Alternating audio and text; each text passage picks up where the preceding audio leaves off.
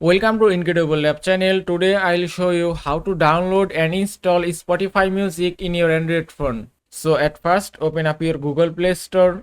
Now from here search for Spotify. Then tap on Spotify. Then tap on Spotify again. Then tap on install. Now Spotify will be downloaded and installed automatically. You don't have to do anything. Now just give it a moment to download it. And the installation process is done. And then go to your app screen. And here it is. Now just open Spotify. Now from here you can log in or sign up your Spotify account. If I tap on continue with Google and then select Google account from here.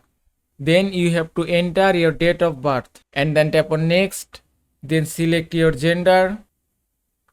Then check these two options and then tap on create account. If you want to get notifications, then just tap on turn on notifications. Then tap on allow to get notifications. Now from here you have to choose 3 or more artists. From here you can choose any artist as you like. After that tap on done. Then tap on not now. Then tap on dismiss. Then tap on no. And here it is. Now Spotify is ready for use. And that's it. You have successfully installed Spotify in your Android phone. I hope this video was helpful. If it was, please give it a thumbs up and don't forget to subscribe.